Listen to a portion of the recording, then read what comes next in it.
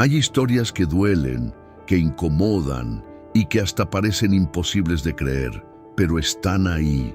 Forman parte de esos crímenes reales que nos obligan a mirar de frente lo más oscuro del ser humano.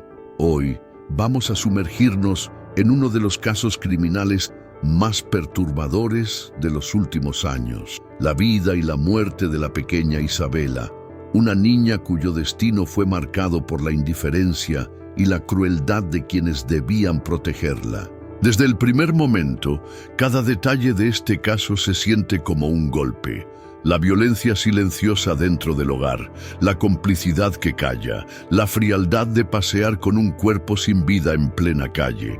Nada aquí encaja con la idea de humanidad que creemos conocer, y precisamente por eso esta historia atrapa, indigna y deja sin aliento. Prepárate, porque lo que estás a punto de descubrir no es ficción, ni parte de un documental sobre crímenes inventados. Es una historia verdadera, con nombres, fechas y consecuencias que marcaron un antes y un después. Antes de empezar, te invito a suscribirte al canal y darle me gusta a este video. No solo nos ayudas a seguir compartiendo reportajes sobre crímenes reales, sino que también te aseguras de no perderte ninguna de las historias de crímenes más impactantes que seguimos investigando.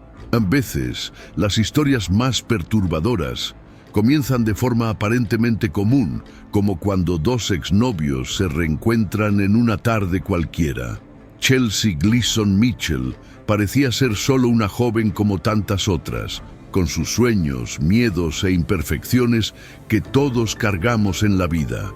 Ella no tenía idea de que ese reencuentro lo cambiaría todo de manera irreversible, convirtiéndola en protagonista de uno de los crímenes reales más impactantes de los últimos tiempos. Cuando Scott Jeff apareció nuevamente en su vida, trajo consigo una energía destructiva que ella no supo reconocer a tiempo. Es impresionante cómo algunas decisiones que parecen pequeñas pueden tener consecuencias tan devastadoras. Lo que hace que casos criminales como este sean aún más inquietantes es la aparente normalidad inicial de todo. Chelsea no se despertó un día decidiendo convertirse en criminal. Fue arrastrada por una serie de elecciones que, una tras otra, la condujeron a un camino sin retorno. Scott Jeff no era un extraño peligroso que surgió de la nada. Era alguien a quien ella conocía, en quien confiaba, alguien con quien ya había compartido momentos íntimos. Es como cuando conduces y, sin darte cuenta, tomas la salida equivocada en la carretera. De repente estás completamente perdido, pero el proceso fue tan gradual que no notaste cuándo empezaste a desviarte. La tragedia se estaba construyendo en silencio, como una tormenta que se forma en el horizonte mientras aún brilla el sol. La pequeña Isabela, inocente e indefensa, se convirtió en el blanco de una violencia que desafía cualquier comprensión humana básica. Imaginen por un momento, una niña que debería estar protegida por los adultos que más la amaban, se transformó en víctima precisamente de quienes debían ser su refugio. Es el tipo de inversión que nos hace cuestionar todo lo que creemos saber sobre la naturaleza humana y los instintos maternos. Cuando estudiamos crímenes reales, con frecuencia encontramos esta misma dinámica perturbadora. El hogar, que debería ser el lugar más seguro, se convierte en escenario del horror. La confianza, que debería ser absoluta entre padres e hijos, se rompe de la manera más brutal posible. Lo que más impresiona en esta historia no es solo la violencia en sí, sino la frialdad calculada con la que todo fue ejecutado. Chelsea y Scott no actuaron en un momento de descontrol emocional.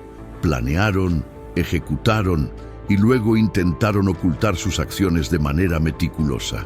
Es como cuando vemos noticias de estafadores que engañan a ancianos durante meses, construyendo relaciones falsas solo para robarles sus ahorros. La crueldad no está únicamente en el acto final, sino en la premeditación, en el tiempo invertido para causar daño. La diferencia aquí es que hablamos de una niña indefensa, no de dinero ni de bienes materiales. El nivel de deshumanización necesario para tratar a una niña como un objeto desechable es algo que desafía nuestra capacidad de comprensión. La dinámica entre Chelsea y Scott revela algo inquietante sobre cómo algunas personas pueden influirse mutuamente de forma destructiva.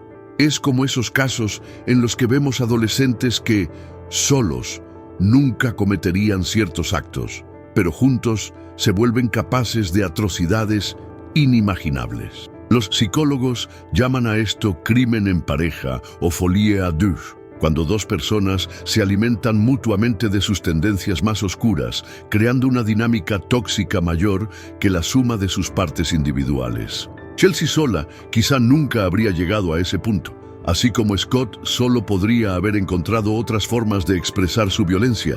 Juntos crearon una tormenta perfecta de crueldad que costó la vida de una niña inocente.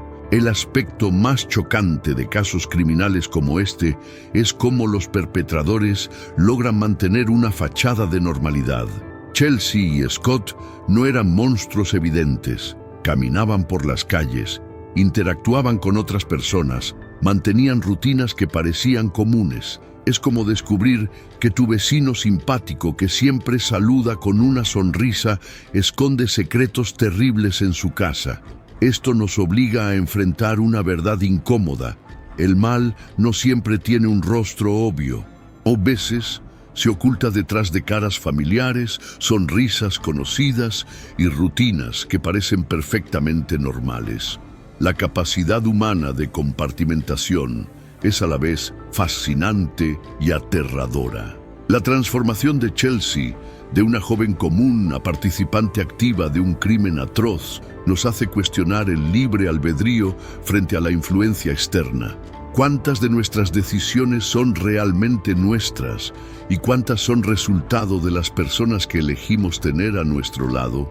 Es como cuando vemos amigos que cambian por completo después de entrar en relaciones tóxicas. La persona que conocíamos todavía existe o fue absorbida por completo por la dinámica destructiva.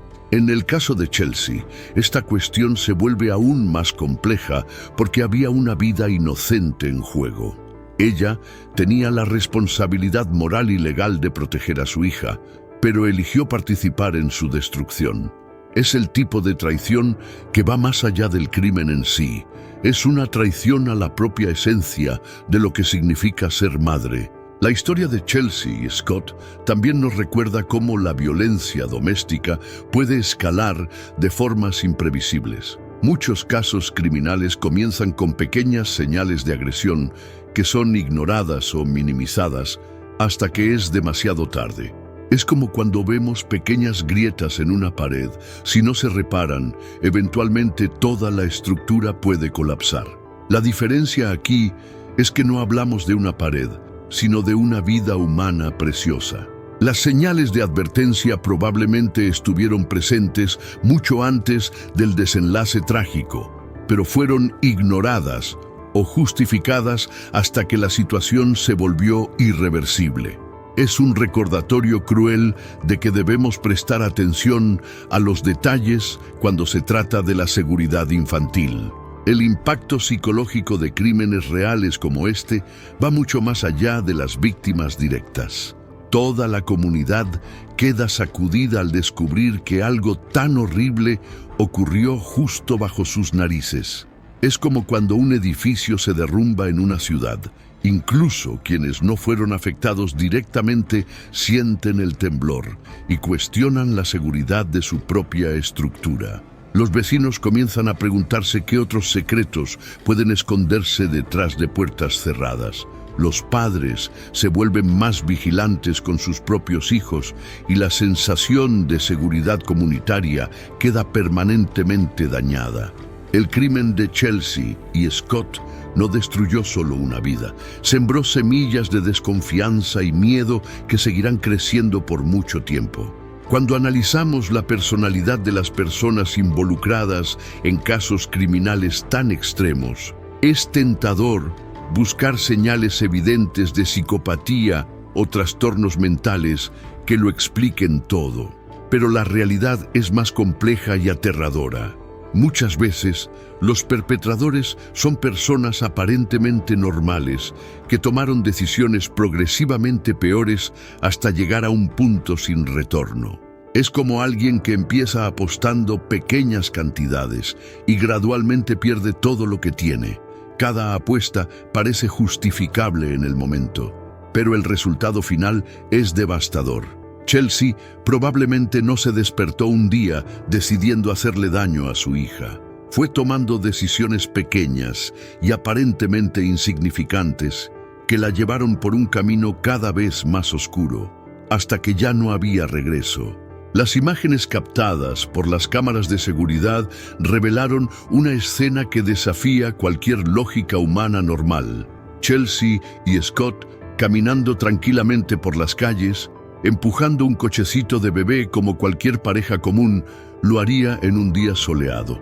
Lo que hacía esta escena absolutamente aterradora era el hecho de que dentro de aquel cochecito no había un niño durmiendo plácidamente, sino el cuerpo sin vida de la pequeña Isabela. Es como ver una película de terror en la que los personajes actúan con normalidad mientras algo espantoso sucede frente a todos, pero nadie lo nota.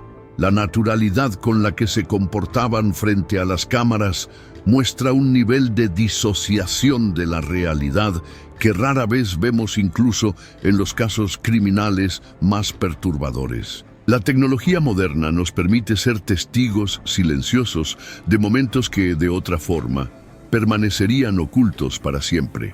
Estas cámaras de seguridad se convirtieron en los ojos de la justicia, capturando pruebas que ningún testigo humano podría aportar. Es impresionante pensar que mientras Chelsea y Scott creían estar actuando discretamente, cada uno de sus movimientos estaba siendo grabado y almacenado, creando un archivo digital de sus acciones que resultaría fundamental para esclarecer este caso. Como cuando los ladrones piensan que nadie los observa, pero olvidan las decenas de cámaras repartidas por la ciudad moderna. La verdad siempre encuentra una manera de salir a la luz. Estas grabaciones se transformaron en algo más que pruebas. Se convirtieron en un testimonio mudo de una de las traiciones más profundas a la confianza humana. Lo que más impacta en las imágenes no es solo el acto en sí, sino la performance teatral que Chelsea y Scott sostuvieron durante todo el tiempo. No solo empujaban el cochecito, interpretaban el papel de padres atentos, ajustando la posición, deteniéndose ocasionalmente como si verificaran el bienestar de la niña. Es como ver a actores experimentados interpretando un papel en el escenario, excepto que esta no era una obra teatral, sino un intento desesperado de encubrir un crimen atroz. La capacidad de mantener esa fachada mientras transportaban el cuerpo de una niña muerta demuestra un nivel de frialdad emocional que resulta difícil de comprender. En los crímenes reales solemos ver a criminales intentando parecer inocentes, pero rara vez con semejante elaboración escénica. El análisis forense de estas grabaciones reveló detalles que pasarían desapercibidos para observadores casuales. Expertos en lenguaje corporal notaron inconsistencias sutiles en el comportamiento de la pareja, movimientos demasiado rígidos, miradas furtivas, una tensión corporal que contrastaba con la aparente normalidad de la situación. Es como cuando mentimos a alguien cercano. Por más que intentemos parecer naturales, nuestro cuerpo traiciona a nuestra mente mediante microexpresiones y gestos inconscientes. La diferencia aquí es que no hablamos de una mentira común, sino de un intento de ocultar uno de los crímenes más graves posibles. Cada cuadro de esas grabaciones cuenta una historia de engaño, manipulación y una frialdad que desafía nuestra comprensión de la naturaleza humana. El impacto psicológico de ver estas imágenes va mucho más allá del shock inicial. Para quienes trabajaron analizando estas grabaciones, policías, fiscales, peritos, fue como ser obligados a presenciar una pesadilla en cámara lenta, sabiendo que no podían hacer nada para cambiar lo que ya había sucedido. Es similar a lo que sienten los profesionales de emergencia cuando llegan a un accidente y descubren que es demasiado tarde para salvar vidas. La sensación de impotencia frente a la tragedia. Estas imágenes probablemente perseguirán para siempre a todos los que las vieron, creando traumas secundarios que se expanden como ondas a partir del epicentro del crimen original. En casos criminales como este, las víctimas no son solo quienes sufrieron directamente, sino toda una red de personas expuestas a la brutalidad humana. La calidad técnica de las grabaciones permitió a los investigadores reconstruir la línea temporal de los hechos con precisión quirúrgica.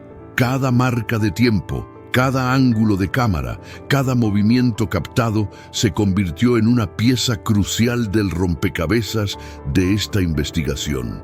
Es como tener un microscopio capaz de examinar los detalles más pequeños de un crimen, revelando verdades que de otro modo permanecerían ocultas. La tecnología que normalmente usamos para protegernos, cámaras de seguridad en tiendas, calles y edificios públicos, se convirtió en la herramienta que expuso la mentira cuidadosamente construida por Chelsea y Scott.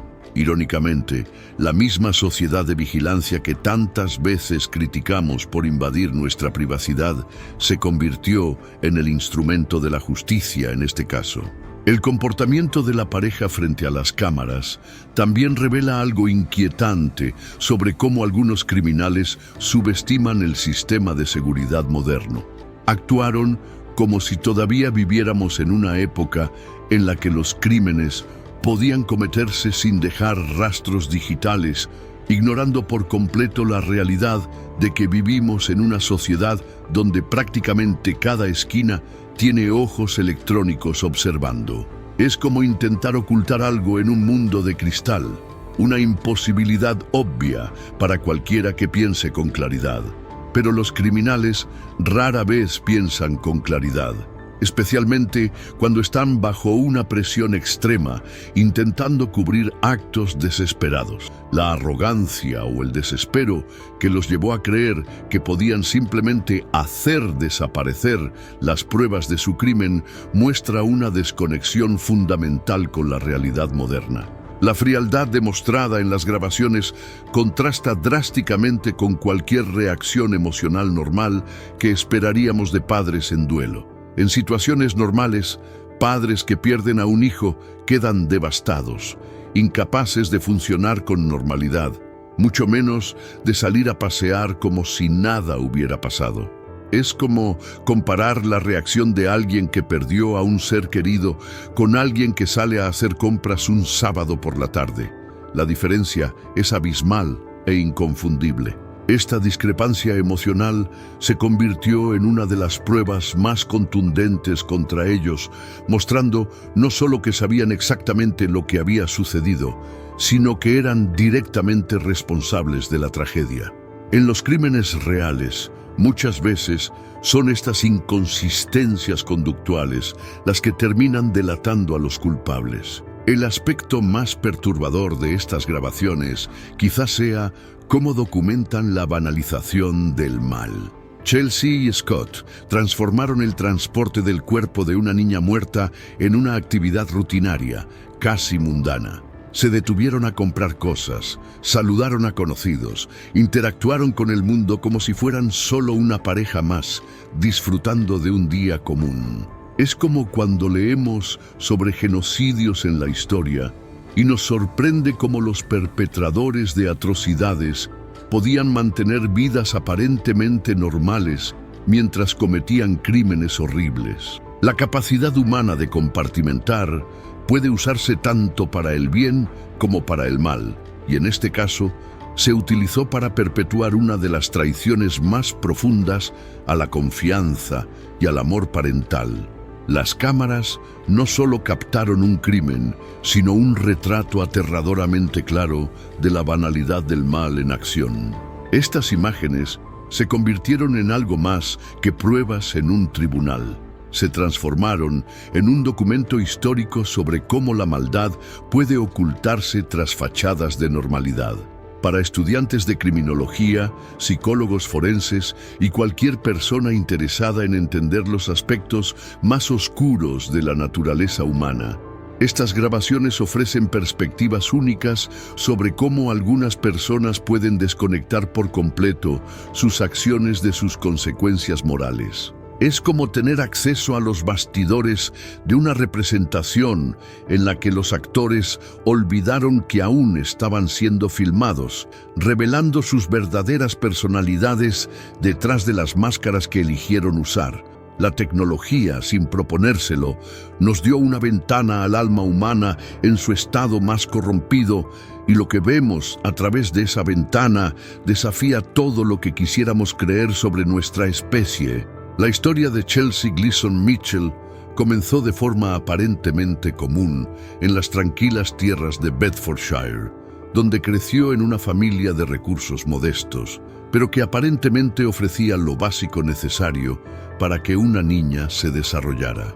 Como muchas familias de la clase trabajadora británica, los padres de Chelsea hicieron lo que pudieron con lo que tenían, sin imaginar que su hija algún día se convertiría en protagonista de uno de los casos criminales más impactantes de la región.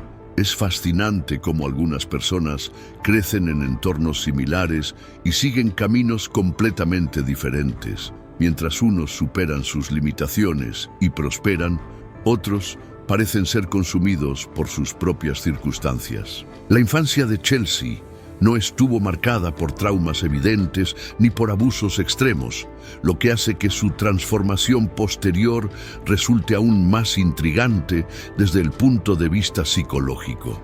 Desde muy temprano, quedó claro que Chelsea enfrentaba desafíos intelectuales que la diferenciaban de otros niños de su edad.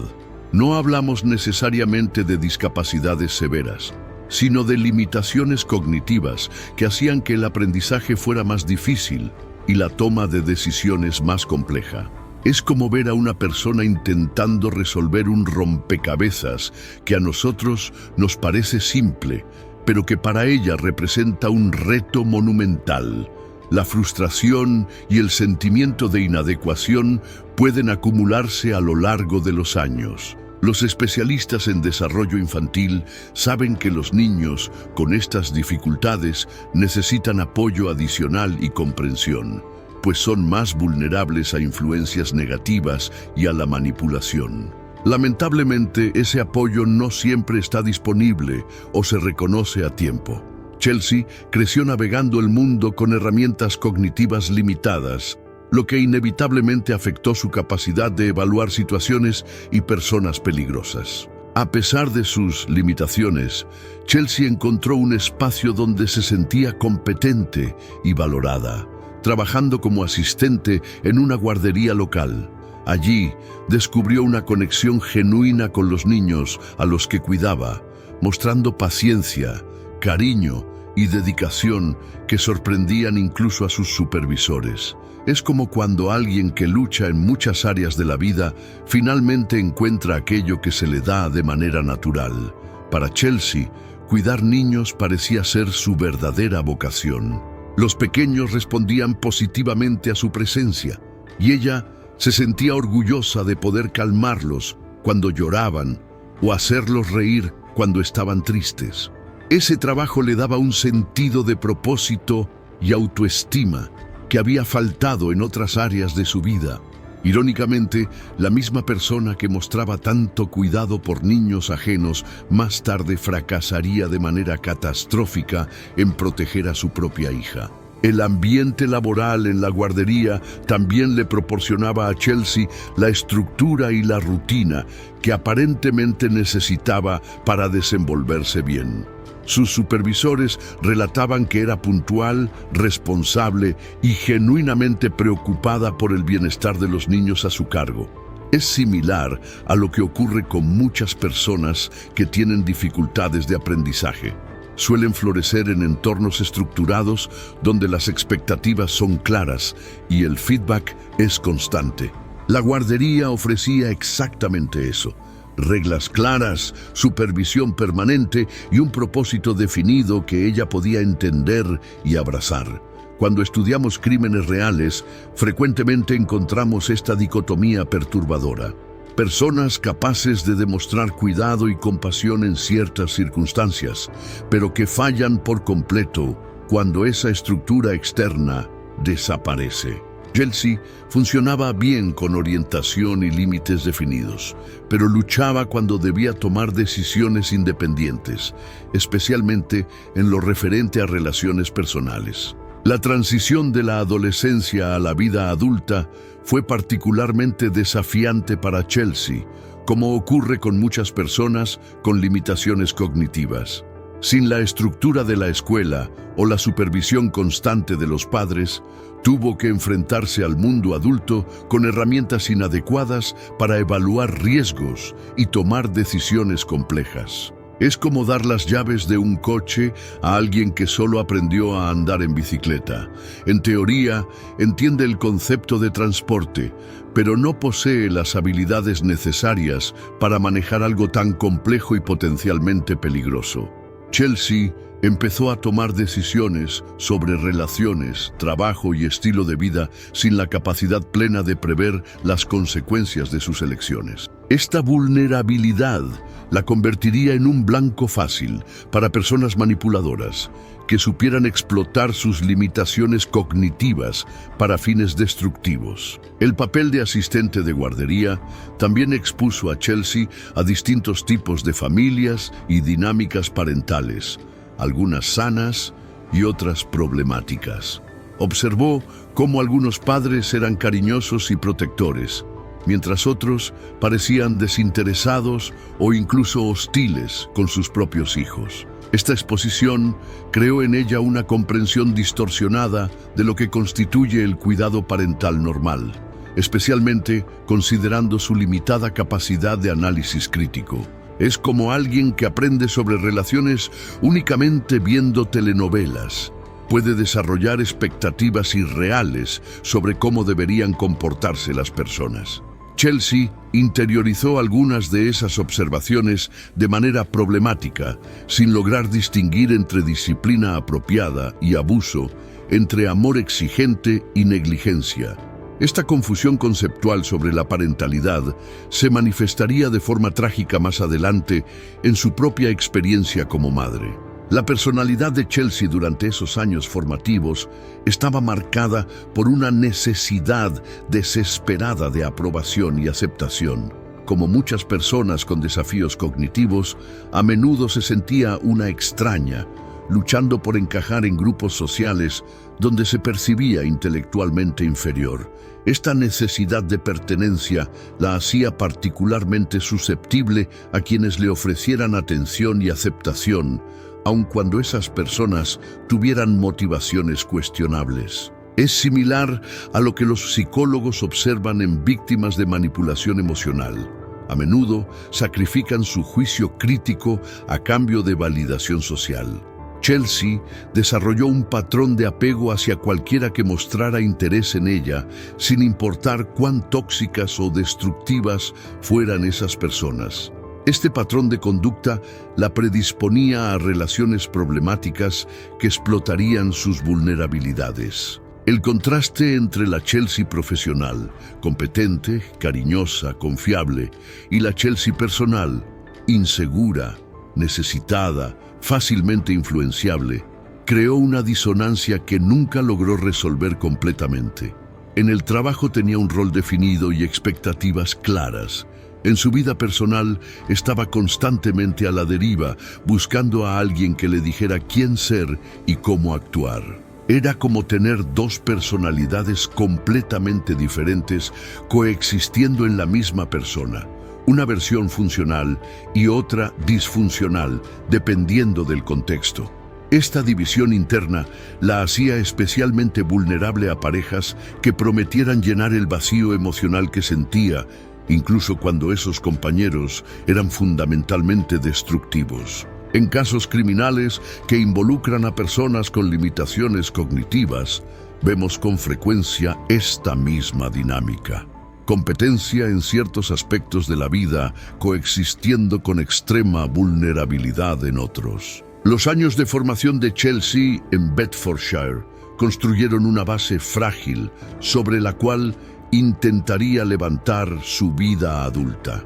Sus experiencias en la guardería le otorgaron habilidades valiosas y una comprensión del cuidado infantil, pero también la expusieron a complejidades familiares que no estaba preparada para procesar adecuadamente. Como una casa edificada sobre cimientos inestables, su personalidad y sistema de valores parecían sólidos en la superficie, pero eran vulnerables a sacudidas que personas con mayor estabilidad cognitiva y emocional podrían haber soportado. La combinación de limitaciones intelectuales, necesidad desesperada de aprobación y exposición a dinámicas familiares complejas creó las condiciones ideales para que influencias negativas posteriores la corrompieran por completo. Lo que aprendió sobre el cuidado infantil en la guardería sería pervertido y distorsionado cuando conociera a personas dispuestas a explotar sus vulnerabilidades con fines destructivos. La ironía trágica de la historia de Chelsea es que poseía genuinamente la capacidad de cuidar y nutrir a los niños, como lo demostró en su trabajo en la guardería. Pero esa misma capacidad sería subvertida cuando se encontró en una situación en la que debía elegir entre proteger a una niña y mantener una relación adulta destructiva. Su necesidad de aprobación y su limitada capacidad de análisis crítico le impidieron ver que esas dos cosas eran mutuamente excluyentes. No podía proteger a su hija y al mismo tiempo complacer a una pareja abusiva, como alguien intentando servir a dos amos con demandas contradictorias, terminaría fracasando catastróficamente con ambos. La base de su personalidad, formada durante esos años en Bedfordshire, creó las condiciones para una tormenta perfecta que destruiría no solo su propia vida, sino también la de la niña que debería haber protegido por encima de todo. La entrada de Scott Jeff en la vida de Chelsea marcó el inicio de una espiral descendente que transformaría completamente su personalidad y valores. Scott no era solo otro novio, era un consumidor activo de drogas que vio en Chelsea una oportunidad perfecta para tener una compañera que pudiera ser moldeada fácilmente a sus vicios y estilo de vida destructivo. Es como cuando un depredador identifica a una presa vulnerable en la naturaleza. Scott reconoció instintivamente las limitaciones cognitivas y la necesidad desesperada de aprobación de Chelsea, utilizando esas características para manipularla gradualmente. En Crímenes Reales, frecuentemente vemos esta dinámica, donde una pareja dominante y manipuladora logra transformar a una persona relativamente inocente en cómplice de actos horribles. La transformación rara vez ocurre de golpe. Es un proceso gradual de erosión moral que va debilitando la resistencia de la víctima hasta volverla irreconocible. Scott introdujo a Chelsea en el mundo de las drogas de manera calculada y sistemática, comenzando con sustancias aparentemente inofensivas y avanzando gradualmente hacia drogas más fuertes y destructivas.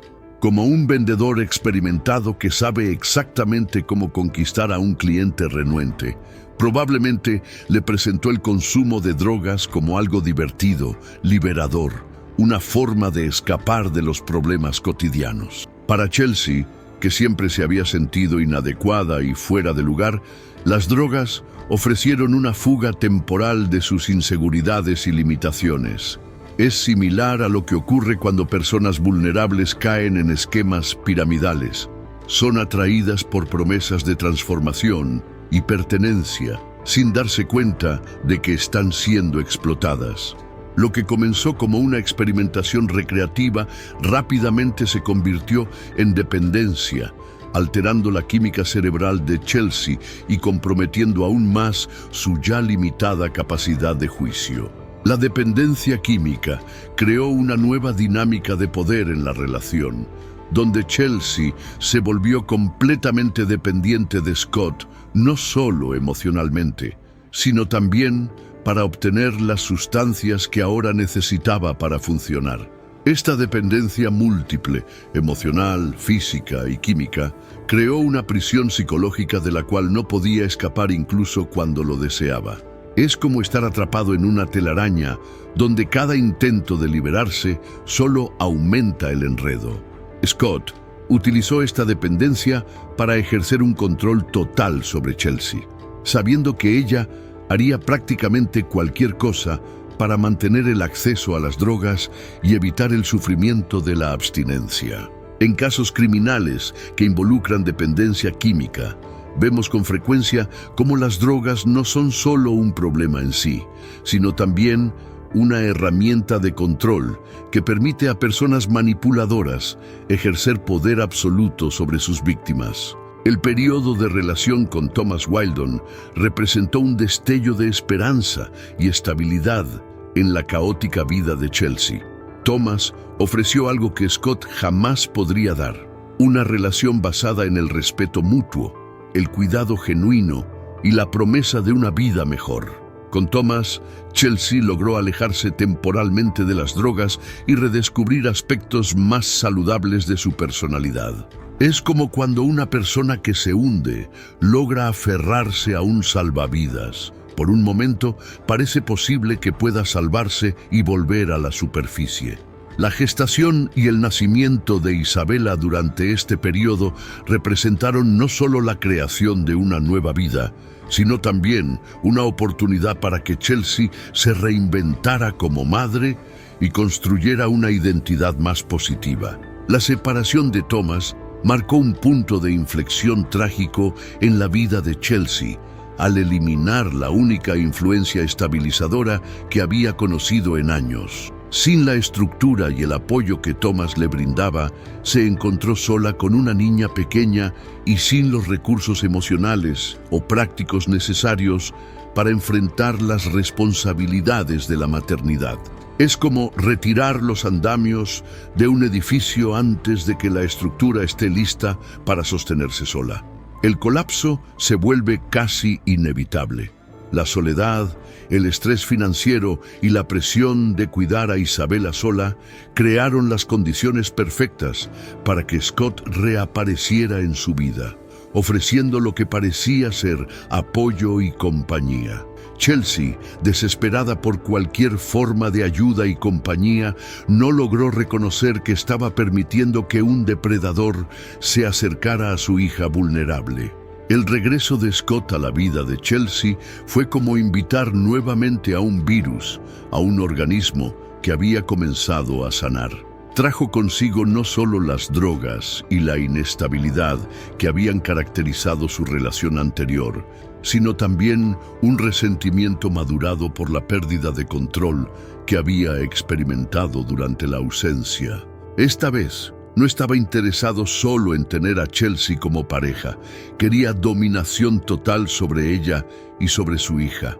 Es similar al comportamiento de los abusadores que regresan tras un periodo de separación con una agresividad renovada, decididos a reafirmar su control mediante métodos cada vez más extremos. Scott probablemente vio a Isabela no como una niña que necesitaba protección, sino como una herramienta adicional para controlar a Chelsea. La reintroducción de las drogas en la vida de Chelsea durante este periodo fue devastadora, tanto para ella como para Isabela. Como madre soltera que luchaba por sobrevivir, Chelsea había desarrollado al menos algunas competencias parentales básicas durante su tiempo con Thomas. Pero el retorno a la adicción no solo comprometió esas habilidades, sino que también creó una situación en la que los escasos recursos familiares eran desviados de las necesidades de la niña para alimentar los vicios de los adultos. Es como cuando una familia que ya enfrenta dificultades económicas debe lidiar con un miembro que roba el dinero destinado a necesidades básicas para comprar drogas. Cada dosis que Chelsea consumía era una dosis de negligencia inyectada en la vida de su hija. La dinámica química de las drogas también afectó la capacidad de Chelsea para reconocer y responder a las señales de peligro relacionadas con Isabela. Las sustancias químicas alteran no solo el estado de ánimo y la percepción, sino también la capacidad de procesar información social y emocional compleja. Chelsea, que ya tenía limitaciones cognitivas naturales, ahora las veía multiplicadas por los efectos de las drogas. Es como intentar conducir un automóvil con los cristales empañados durante una tormenta. Incluso, si quieres llegar al destino correcto, tu capacidad para navegar con seguridad está gravemente comprometida. Probablemente notó cambios en el comportamiento y el bienestar de Isabela, pero las drogas le impidieron interpretar esas señales correctamente o tomar las acciones necesarias para proteger a su hija. La relación entre Chelsea y Scott durante este periodo se convirtió en una espiral de codependencia tóxica, donde ambos se alimentaban de los vicios e inseguridades del otro. Chelsea necesitaba a Scott para obtener drogas y evitar la soledad. Scott necesitaba a Chelsea para tener a alguien bajo su control y una fuente de validación para sus conductas destructivas. Es como dos personas que se ahogan y que en lugar de ayudarse mutuamente a nadar hacia un lugar seguro, terminan arrastrándose hacia el fondo en una lucha desesperada.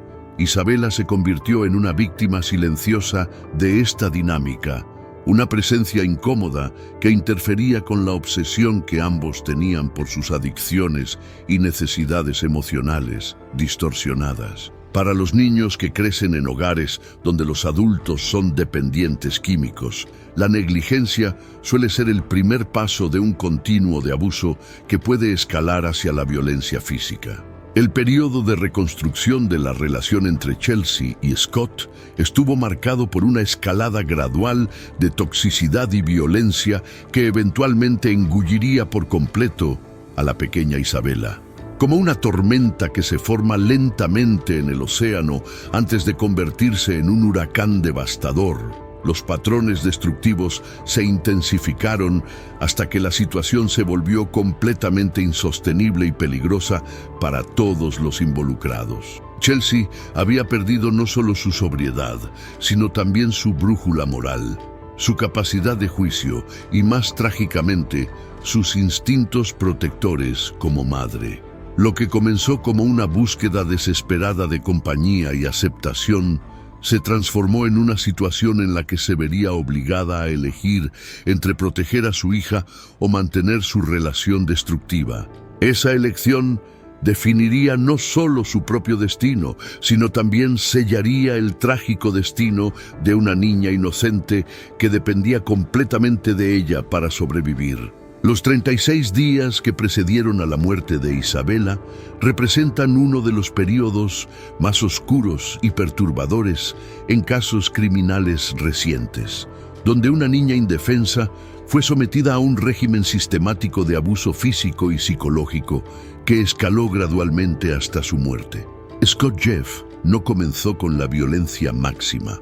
Como muchos abusadores, probó los límites progresivamente, observando hasta dónde podía llegar sin que Chelsea interviniera de manera significativa.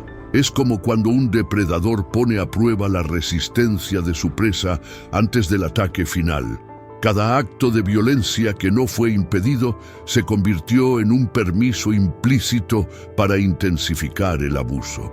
Durante este periodo, la pequeña Isabela vivió en un estado constante de terror y dolor, sin comprender por qué los adultos que debían protegerla estaban causando tanto sufrimiento.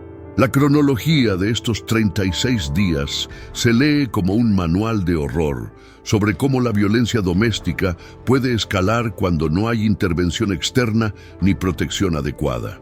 Las primeras semanas del abuso estuvieron marcadas por violencia menor, empujones, pellizcos, gritos que asustaban a la niña y la hacían llorar incontrolablemente.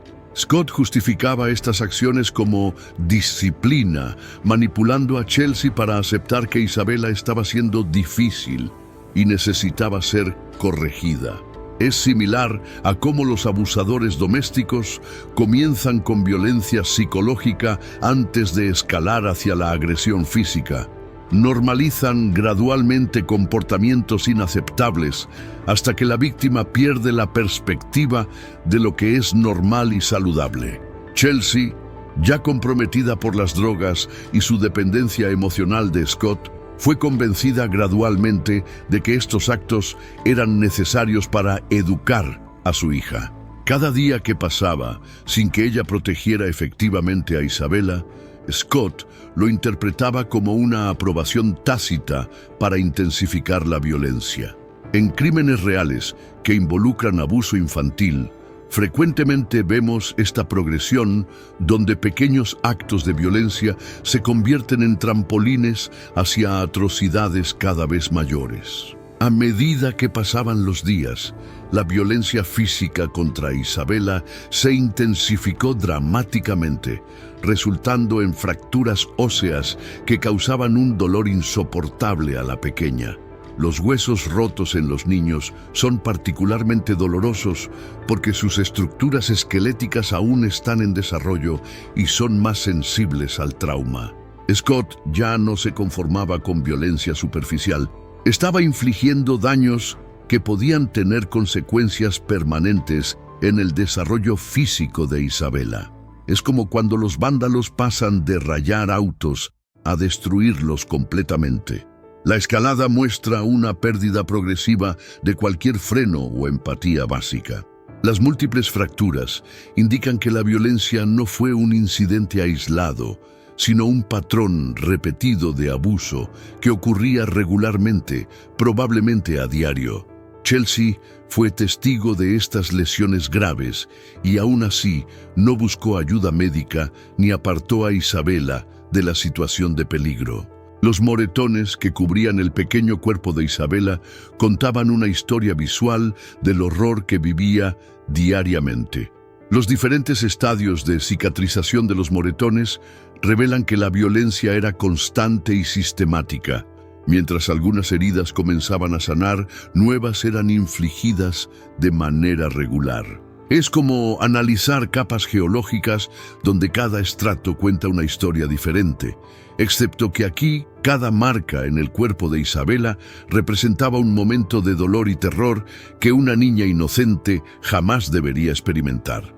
Scott parecía haber desarrollado una crueldad metódica, eligiendo áreas del cuerpo donde los moretones serían menos visibles para los observadores externos, mostrando una conciencia calculada sobre la necesidad de ocultar sus acciones. La extensión y variedad de las lesiones sugieren que estaba experimentando distintas formas de causar dolor, como si Isabella fuera un objeto para sus fantasías sádicas en lugar de un ser humano vulnerable. La negligencia deliberada de las necesidades básicas de Isabella durante este periodo fue tan devastadora como la violencia física directa. Scott y Chelsea privaron a la niña de alimentación adecuada, higiene básica y atención médica, creando condiciones que por sí solas podrían haber sido fatales. Es como privar a una planta de agua y luz solar mientras simultáneamente se la daña físicamente. La combinación de negligencia y abuso activo crea una situación donde la supervivencia se vuelve casi imposible. Isabella probablemente lloraba constantemente, no solo por el dolor físico, sino también por el hambre, la sed y el malestar general que acompañan a la negligencia severa. En casos criminales de esta naturaleza, a menudo se descubre que los perpetradores ven el llanto de la niña como una provocación que justifica aún más violencia, creando un círculo vicioso donde el sufrimiento de la víctima se usa para racionalizar su continuación. El papel de Chelsea como facilitadora pasiva durante este periodo es particularmente perturbador, porque subvierte por completo nuestra comprensión básica del instinto materno. Mientras Scott infligía violencia directa, Chelsea permitía que eso ocurriera y participaba activamente en ocultar las evidencias del abuso mediante ropa que cubría las lesiones y gafas de sol que escondían los hematomas faciales. Es como tener un guardia de seguridad que no solo falla en proteger, sino que además ayuda activamente a los criminales a ocultar sus acciones. Su decisión de disfrazar las heridas, en lugar de buscar ayuda médica, muestra una conciencia clara de que lo que ocurría era incorrecto y criminal, pero eligió proteger a Scott en lugar de proteger a su propia hija. Esta traición a la confianza maternal es uno de los aspectos más impactantes de los crímenes reales de abuso infantil perpetrados por los propios padres. La escalada psicológica del abuso durante estos 36 días muestra cómo Scott desarrolló un apetito creciente por la violencia, como si cada acto de crueldad alimentara una necesidad compulsiva de más. Es similar al comportamiento adictivo, donde la tolerancia aumenta progresivamente, exigiendo dosis cada vez mayores para alcanzar el mismo nivel de satisfacción.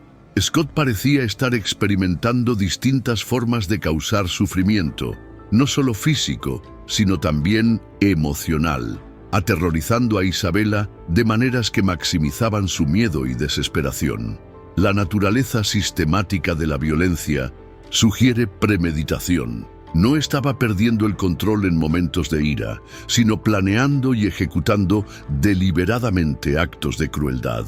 Para una niña de la edad de Isabela, esta atmósfera constante de terror probablemente causó un trauma psicológico profundo, además de las lesiones físicas evidentes. La dinámica entre Scott y Chelsea durante este periodo revela cómo se convirtieron en coconspiradores en un crimen contra una víctima completamente indefensa. Scott proporcionaba la violencia directa, mientras Chelsea aportaba la cobertura y la legitimidad. Su presencia como madre de Isabela daba una apariencia de normalidad familiar que podía engañar a observadores casuales. Es como una operación criminal, donde distintas personas tienen roles específicos, pero igualmente importantes para el éxito de la empresa ilegal.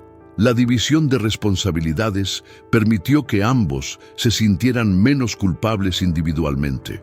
Scott podía culpar a Chelsea por no detenerlo, mientras Chelsea podía convencerse de que no era directamente responsable de la violencia física. Esta dinámica de culpa compartida a menudo permite que grupos de abusadores cometan atrocidades que ninguno de ellos sería capaz de cometer en solitario. El aislamiento social deliberado de Isabela durante este periodo garantizó que no hubiera testigos externos ni oportunidades de intervención que pudieran salvar su vida. Scott y Chelsea evitaban visitas, limitaban el contacto con la familia extendida y se aseguraban de que nadie pudiera observar el estado deteriorado de la niña. Es como secuestradores que mantienen a sus víctimas en lugares aislados donde los gritos no pueden ser escuchados. El aislamiento es una herramienta deliberada para permitir que la violencia continúe sin interferencias. Cuando salían en público, se aseguraban de que las heridas estuvieran cubiertas y de que Isabela no pudiera comunicar su sufrimiento de manera que otros adultos pudieran notarlo. Esta manipulación del entorno social muestra un nivel de planificación y conciencia que contradice cualquier alegato de que sus acciones fueron impulsivas o no premeditadas. Los últimos días de este período de 36 días vieron una intensificación final de la violencia que eventualmente costaría la vida de Isabela. Pero incluso en este punto, Scott y Chelsea seguían creyendo que podían ocultar sus acciones y escapar de las consecuencias. La violencia se había vuelto tan normalizada en sus vidas que habían perdido por completo la perspectiva sobre la gravedad de sus actos y la inevitabilidad de ser descubiertos. Es como criminales que cometen tantos delitos pequeños que se vuelven excesivamente confiados y cometen errores que llevan a su captura. La repetición crea una falsa sensación de invencibilidad. Durante este periodo final, Isabela estaba claramente muriendo, pero en lugar de buscar ayuda médica desesperadamente, ellos continuaron intentando ocultar la situación, más preocupados por protegerse a sí mismos que por salvar la vida de una niña. La transición de los 36 días de abuso a los 3 días cargando con el cuerpo muerto muestra la continuación de la misma mentalidad egoísta e inhumana que había caracterizado todo este período de horror. El final llegó en junio de 2023. La pequeña Isabela, tras semanas de sufrimiento, murió en manos de quienes debieron protegerla. Hasta ahí, el horror ya parecía indescriptible, pero lo que vino después superó cualquier lógica. Durante 3 días, Chelsea y Scott pasearon por la ciudad con el cuerpo de la niña en un cochecito, como si nada hubiera pasado. Ese acto elevó el caso a un nivel de crueldad difícil de procesar. No se trató de ocultarse en casa ni de buscar una salida desesperada. Al contrario, eligieron la exposición pública. Fueron a tiendas, caminaron por parques, pasaron por una estación de servicio y hasta subieron a un autobús. Todo con la frialdad de quien carga un secreto inconfesable, pero actúa como si llevara lo más normal del mundo. Es esa contradicción lo que convierte esta historia en uno de los crímenes reales más perturbadores. La imagen es escalofriante, un cochecito que debería contener vida, convertido en un ataúd rodante. Personas a su alrededor seguramente se cruzaron con ellos, tal vez incluso sonrieron al ver el carrito. Nadie imaginaba que dentro estaba el cuerpo sin vida de una bebé. Y ese contraste entre la inocencia de la escena y la brutalidad de la verdad es lo que más sacude. Piensa en esto. 3 días equivalen a más de 70 horas. ¿Qué mente puede sostener un acto tan macabro durante tanto tiempo? No fue un impulso momentáneo, fue una decisión prolongada. Cada parada en una tienda, cada paso en la acera, era una afirmación de indiferencia absoluta. En los casos criminales, esta clase de conductas muestran un nivel de desconexión humana alarmante. Las cámaras de seguridad volvieron a ser clave. Grabaron cada trayecto, cada gesto aparentemente cotidiano. Esas imágenes, al ser revisadas, no solo sirvieron como prueba judicial, sino como un testimonio histórico de lo absurdo. Verlos empujando el carrito, mientras compraban y charlaban, es como mirar una escena salida de una película de terror psicológico. Chelsea, al lado de Scott, parecía anestesiada. No había lágrimas, ni siquiera nerviosismo evidente. Lo que mostraba era una especie de frialdad automática, una complicidad que raya en lo inhumano. Y ahí surge la pregunta inevitable: ¿en qué punto una madre deja de sentir el instinto natural de proteger a su hijo incluso después de muerto? Lo más inquietante es la naturalidad con la que intentaron integrarse a la rutina. Esa visita a un parque, esa compra en una tienda, ese pasaje en autobús. Todo parecía parte de un guión retorcido, como si quisieran demostrar que podían desafiar la moral social y seguir adelante como si nada. Ese comportamiento los aleja de lo humano y los acerca a lo monstruoso. Un ejemplo cercano ayuda a dimensionar. Imagina perder a un ser querido y tener que ir al velorio. Incluso en esa situación, donde hay ritual y despedida, la carga emocional es inmensa. Ahora piensa en salir a pasear con el cuerpo sin vida de tu hijo, fingiendo normalidad. La distancia entre ambas escenas muestra la magnitud de la distorsión que vivieron Chelsea y Scott. Lo sorprendente es que nadie sospechó nada en esos días. Tal vez alguien notó que la bebé no se movía, pero no imaginó la verdad. Esa invisibilidad social también es parte del horror. El mal puede pasearse a plena luz y pasar desapercibido. En este caso, la rutina fue la máscara perfecta para ocultar lo imperdonable. Tras esos 3 días de engaño público, la verdad finalmente salió a la luz. Pero la huella de esas imágenes quedó grabada para siempre. Porque no solo fue la muerte de una niña, sino la exhibición de una indiferencia absoluta frente al dolor. Y mientras el caso avanzaba hacia los tribunales, la sociedad quedó con una pregunta clavada: ¿cómo se juzga a quienes actúan con tanta frialdad. El juicio fue el desenlace inevitable de una cadena de horrores. Scott, principal agresor, enfrentó cargos de asesinato y el tribunal no tuvo dudas. Culpable. Su condena fue ejemplar, cadena perpetua con un mínimo de 26 años antes de poder aspirar a libertad condicional. Esa sentencia reflejó la gravedad del crimen, dejando claro que la justicia no podía ser indulgente. Era un mensaje contra la impunidad en los crímenes reales. Chelsea, en cambio, se enfrentó a un veredicto más complejo. No fue señalada como autora directa del asesinato, pero sí como responsable de permitirlo. Fue condenada a 10 años de prisión por causar o permitir la muerte de su hija y exponerla a las drogas.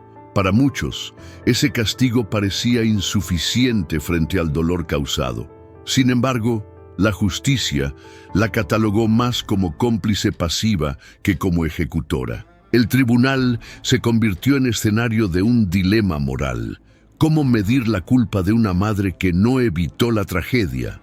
La balanza oscilaba entre verla como víctima manipulada por Scott o como una mujer consciente que eligió callar. Finalmente, el fallo optó por la segunda visión. Este tipo de debates son comunes en los casos criminales.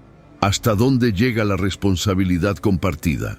Durante las audiencias, los fiscales mostraron pruebas demoledoras, las grabaciones de las cámaras, los informes médicos sobre las fracturas de Isabela y los testimonios de expertos en violencia infantil. Cada dato reforzaba la idea de que el crimen no había sido un accidente, sino un patrón sostenido de abuso.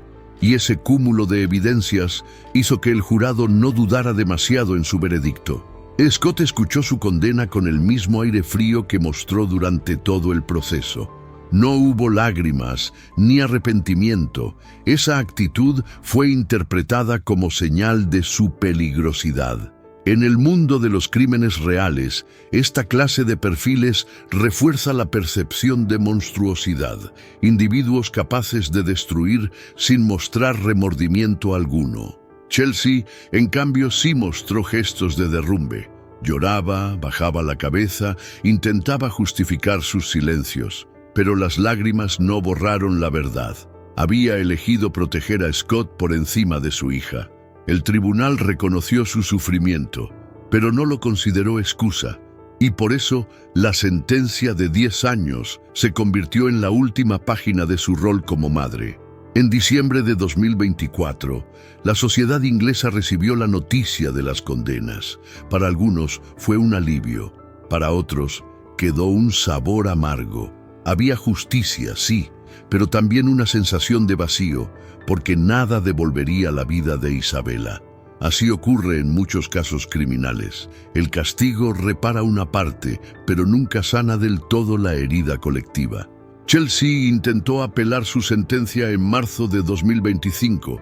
Alegaba haber sido víctima de manipulación y buscaba una reducción de condena. Sin embargo, la Corte rechazó su solicitud, ratificando la responsabilidad que tuvo en el sufrimiento y la muerte de su hija. Ese rechazo fue la confirmación final de que ya no había marcha atrás. Ejemplo práctico. Cuando alguien enfrenta un error grave en su vida, siempre busca una segunda oportunidad.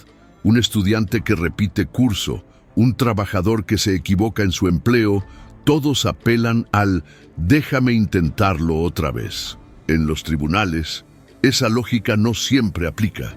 Cuando la consecuencia es la pérdida de una vida, no hay segundas oportunidades que valgan. Así, el capítulo judicial cerró, pero la historia quedó abierta en la memoria colectiva, porque los crímenes reales no terminan con una sentencia. Continúan en cada reflexión, en cada pregunta incómoda sobre cómo pudo llegar tan lejos. Y al mirar el caso de Chelsea y Scott, lo que queda flotando es una advertencia. La justicia puede castigar, pero nunca logra borrar el horror vivido. Lo que acabamos de recorrer no es fácil de digerir. Este caso no solo expone la brutalidad de dos personas, sino también la fragilidad de un sistema que muchas veces no logra proteger a los más vulnerables. Cuando pensamos en crímenes reales como este, no podemos evitar preguntarnos ¿qué tan ciegos estamos ante las señales de abuso que ocurren cerca de nosotros? La historia de Chelsea, Scott e Isabella no debería quedar como una simple nota roja más. Es un espejo, un recordatorio de que los casos criminales no suceden en la distancia, sino en calles, barrios y familias que podrían estar más cerca de lo que imaginamos. Y ahí es donde la reflexión se vuelve incómoda pero necesaria. Ahora bien, quiero saber qué piensas tú. ¿Crees que la justicia fue suficiente con las sentencias dictadas o consideras que los castigos deberían ser más severos en situaciones como esta? ¿Hasta qué punto la sociedad también tiene responsabilidad al mirar hacia otro lado cuando los signos de violencia están frente a nosotros? Tu opinión es clave. Te invito a dejar tu comentario aquí abajo, porque este espacio no es solo para contar historias de crímenes reales, sino también para generar conciencia y debate. Cada voz suma y tal vez la tuya inspire a alguien más a abrir los ojos frente a lo que callamos. Y si aún no lo has hecho, suscríbete al canal y activa la campanita de notificaciones. Aquí seguimos explorando reportajes sobre casos criminales que no solo informan, sino que también despiertan preguntas que pocos se atreven a hacer.